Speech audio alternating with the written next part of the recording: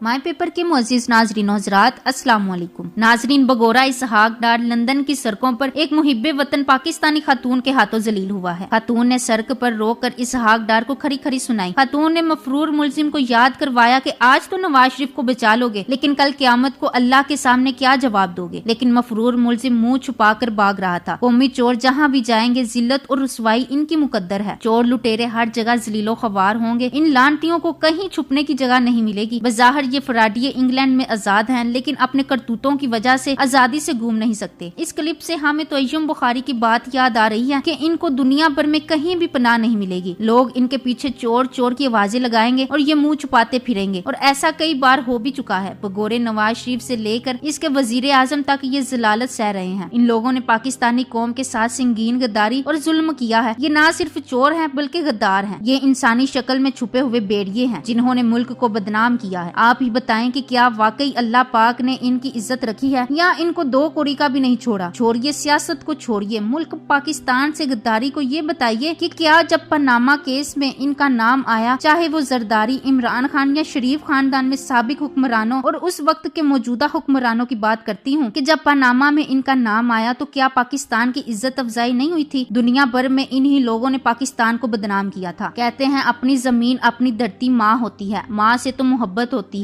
अफसानों कहानियों की बात नहीं, ये हकीकत है। जब इन्होंने अपनी माँ की इज्जत ना रखी तो कुदरत ने हारून और कारून का तख्ता उल्टा दिया। इनका हाल भी कुछ वैसा ही हुआ। इनको ऐसी मौत दी गई जो कि ना इनको मरने देती है ना जीने। और हाँ, ये औरत अगर पाकिस्तान में होती तो अंजाम से तो आप वाकिफ पहले से ही हैं। एक गरीब मुल्क पर मुतअद्दिद बार हुक्मरान रहते हुए कई मुमालिक में जायदादें बनाकर अरबों खरबों रुपए जमा करने के बावजूद आज ये सूरत हाल है कि इसहाक डार और शरीफिन अपने वतन वापस नहीं आ सकते। अपने सगों के जनाजे तदफीन में शरीक नहीं हो सकते। सारी दुनिया में बदनाम हो चुके हैं। बच्चा बच्चा इन पर, इनकी औलादों पर थू थू कर रहा है। जरा सोचिए, इन लोगों की औलादें स्कूल कॉलेज में अपने बाप दादा के नाम बताते हुए कैसी शर्मिंदगी महसूस करती होंगी, हिचकिचाती होंगी। क्या फायदा ऐसी दौलत का कि आप घर से बाहर नहीं निकल सकते। क्या फायदा ऐसी दौलत का कि आप घर से बाहर निकल कर आजाद फिजा में सुकून से सांस नहीं ले सकते। हर वक्त यही खदशा कि कहीं कोई वीडियो ना बना ले, तंजो तशनी का निशाना ना बना दे, बद्दुआएं ना दे दे। पर शायद दौलत की हिर्स और हुक्मरानी का तकब्बुर इन छोटी छोटी बातों का महसूस करने की सलाहियत सिल्ब कर लेता है। आज करप्शन इनका पीछा बिल्कुल नहीं छोड़ रही और ये हर जगह जलीलो ख्वार हो रहे हैं। लेकिन ये इतने बेशर्म और ढीठ हैं कि अपनी दौलत बचाने के लिए किसी भी हद तक गिर सकते हैं। पाकिस्तानी सियासतदानों ने इस मुल्क को इतना लूटा है कि अब हमारे पास अपने बजट के लिए भी पैसे नहीं होते और हमें कर्ज लेना पड़ता है। कोई भी मुल्क करप्शन के होते हुए तरक्की नहीं कर सकता। इन्होंने मुल्क को भूखे बेड़ियों की तरह नोचा है। इमरान खान के आने से कबल ये लोग एक दूसरे के खिलाफ हो जाते हैं, लेकिन अंदरूने खाना एक होते हैं। सब पार्टियां मिलकर करप्शन करती हैं। इनमें सबसे बड़े डाकू शरीफ फैमिली और भुट्टो फैमिली हैं। बाकी सारी जमातें इन्हीं की सरपरस्ती में करप्शन करती थीं। आज इन चोरों, लुटेरों और गद्दारों से अल्लाह ताला हिसाब ले रहा है। अब इनका वक्त बदल चुका है, लेकिन इनकी हरकतें बिल्कुल पुरानी हैं। ये किसी सूरत बाज नहीं आएंगे। इमरान खान ने इनके खिलाफ बड़े बेहतरीन तरीका से चाल चली और सबकी करप्शन को बेनकाब करके इनकी खिलाफ कार्रवाई शुरू की। ये एक दूसरे के खिलाफ इल्जामात लगाते रहते हैं, लेकिन जब सब पर हाथ डाला जाता तो मिलकर एक दूसरे की करप्शन को छुपाने की कोशिश करते हैं। अब जबकि तमाम सियासी जमातों के करप्ट अनासर बला तफरीक कानून के सामने लाए जा रहे हैं, तो पार्लियामानी जमहूरी निजाम के खिलाफ साजिश का राग लापा जा रहा है। किसी भी मरहला पर किसी भी जमात या अफराद ने अपनी बेगुनाही या मासूमियत बारे बात नहीं की। अदालतों में खुद को बेगुनाह साबित करने की बजाय मीडिया कॉन्फ्रेंसेस और जलसों में एक ही तरीका कार अपनाया कि देखें जी फलां भी चोर है, फलां भी चोर है, कार्रवाई सिर्फ हमारे ही खिलाफ क्यों। और साथ ही किसी लसानी सूबाई या सिविल सुप्रीमेसी को डाल बनाकर इस्तेमाल किया गया। अब जबकि तमाम करप्ट अनासर बा जमात रगड़े में आ रहे हैं, तो पहले एक दूसरे को चोर कहने और गिरफ्तारी का मुतालबा करने वाले आपस में मुत्तहिद हो चुके हैं। अल्लाह का शुक्र है कि गुज़श्ता 3 दहाइयों से वतन का खून चूसने वाली जोंकों का यौम हिसाब करीब आ रहा है। सबसे अच्छी बात यह है कि ये सब एक मुंतखब आईनी जमहूरी हुकूमत और पॉपुलर लीडरशिप के हाथों हो रहा है, ताकि मुस्तकबिल में कोई ये ना कह सके कि किसी आमर ने अपने मुखालिफ सिविल क़यादत को नीचा दिखाने और अवामी मकबूलियत के हसूल के लिए एहतसाब के नाम पर कार्रवाई की। मैं नाजरीन से भी कहना चाहूंगी कि किसी जमात की करप्ट लीडरशिप के महज अवामी मकबूलियत को जवाज बनाकर इसे कानून से बलातर साबित न करें। दोम ये कि अगर किसी सियासी रहनुमा के जेल जाने से किसी जमात में क़यादत का बहरान पैदा होता है तो ये उनका अपना फॉल्ट है। इन्होंने अपनी जमात में जमहूरियत क्यों नाफिज नहीं की, मेरिट का कत्ले आम किया, जमात को फैमिली प्रॉपर्टी समझा और आमराना जारहाना अंदाज में पार्टी चलाई। इस गैर जमहूरी तर्ज अमल का अब इन्हें नुकसान भी उठाना चाहिए, न कि इस वजह से इन पार्टी लीडर्स के हक में और एहतसाब के खिलाफ कैंपेन चलाई जाए। नाजरीन, चोरों, लुटेरों और गद्दारों की तमाम तर साजिशों के बावजूद ये मुल्क आगे बढ़ रहा है। ये लोग हर जगह जलीलो खवार हो रहे हैं और पाकिस्तान हर शोबा जिंदगी में तरक्की करता जा रहा है। इनकी कोई साजिश भी कामयाब नहीं हो सकी। अल्लाह पे पक्का ईमान, मेहनत और मुल्क से मुखलिस होना इमरान खान की कामयाबी है। अल्लाह ताला इमरान खान की मदद कर रहा है। एक दिलचस्प मिसाल से समझाना चाहूंगी। पिछले दिनों शाहजेब खानजादा नामी लिफाफे ने शाहिद खान अब्बासी के 15 साल लॉन्ग टर्म के मुआहदे को डिफेंड करते हुए ये अत मचाई हुई थी कि अगर हम सर्दियों की LNG के लिए पिछले साल गर्मियों में ही मुआहदा कर लेते तो हमें सस्ती LNG मिल जाती। ये वही बात हो गई। सर्दियों में चूंकि बिजली का लोड कम होता तो हुकूमत को चाहिए एक्स्ट्रा बिजली सर्दियों में ही बनाकर शापरों में महफूज कर लिया करे ताकि गर्मियों में हमें बिजली कम बनानी पड़े। हुआ कुछ यूं, दिसंबर में हुकूमत ने LNG के कार्गो के लिए जो टेंडर दिया वो एनोक नामी कंपनी ने जीता, जिसके मुताबिक इस कंपनी ने ब्रांड के प्राइस का